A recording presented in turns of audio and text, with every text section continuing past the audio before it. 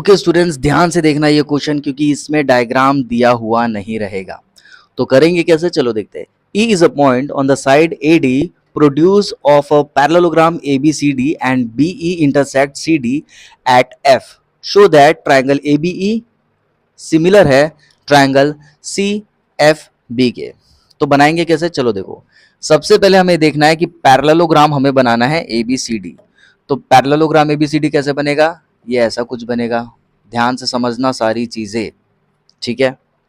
ये बन गया। अब क्या बोल रहा है, देखो भाई, नाम पहले दे दो ABCD।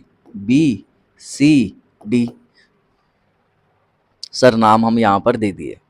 अब क्या हो रहा है, BE, देखो BE इंटरसेक्ट करेगा CD को, मतलब BE इंटरसेक्ट कर रहा है ना, काट रहा है किसको, CD को काट रहा है। मतलब ये लाइन कहीं ना कहीं ऐसी जाएगी। ये बात समझ में आ गया। BE E ऊपर बनेगा, ठीक है। CD को क्या कर रहा है, इंटरसेक्ट किस पॉइंट में कर रहा है, F पॉइंट में। मतलब जहां काटा उसका नाम हो जाएगा F। ठीक है सर, ये भी समझ में आ गया। अब क्या कह रहा है, शो दैट, ये सारी चीजें पूरी, लेकिन यहां देखो ना क्या बोल रहा है, E is a point on side AD। E एक पॉइंट है जिसका साइड किस साइड पर है, AD पे, ठीक है। मतलब ये जो लाइन है ना, ये E, ये क्या है, E। अभी देखो ध्यान से, ये क्या है, E।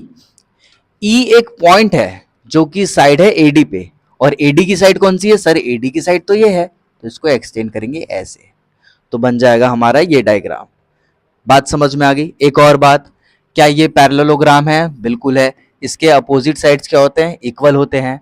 और अगर हम ऑल्टरनेट की बात करें तो ये एंगल भी इसके इक्वल होगा। कैसे वो आगे हम देखेंगे, बस इतना हमको समझाना था। क्या आप ये सारी चीजें समझ गए कि डायग्राम कैसे बनेगा। ठीक है सर, समझ गए। अब देखो यहां क्या हो रहा है, सॉल्यूशन में हम क्या कर रहे हैं, इन ट्राइंगल ABE, किधर है भैया ABE, ये है ABE। थोड़ा डार्क कर लेते हैं ताकि आपको दिखे। और कौन सा है, CFB। हमको कैसे पता चलेगा सर कि सॉल्यूशन यहां से करना है, भैया ये यहां से देखो आप, AB हमने कर लिया, अब CFB करेंगे। तो कलर चेंज कर लेते हैं, ये हो जाएगा CFB। किधर है भैया CFB, CFB दिखा, यस सर दिख गया। चलो भाई, दो ट्रायंगल दिख गए। अब करेंगे कैसे, देखो। एंगल A हो जाएगा एंगल C के इक्वल। क्यों ऐसा कर रहे हैं सर, क्योंकि जब हम दोनों ट्रायंगल ले रहे हैं तो ये वाली जो एंगल है इसके इक्वल हो जाएगी। क्यों होगी सर, क्योंकि ये पूरा क्या है, ये पूरा क्या है, ये है पैरेललोग्राम। ये क्या है, पूरा पैरेललोग्राम है। तो लिखेंगे opposite angles of a parallelogram, यहां पर लिख दी इक्वल। समझ में आ गई ये चीज, ठीक है सर।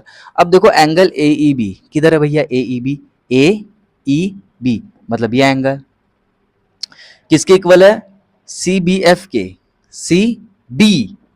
देखो भैया B बीच में आ रहा है इसलिए हम B में एंगल बना रहे हैं। तो ये एंगल दिख रहा है, ऐसा कुछ दिख रहा है आपको, ये लाइन इसमें यहां बन रहा है और यहां बन रहा है, Z जैसा दिख रहा है कि नहीं, यहां देखो ये ऑल्टरनेट होता है कि नहीं, इसको बस ऐसे घुमा के टेढ़ा कर दिए तो बन रहा है।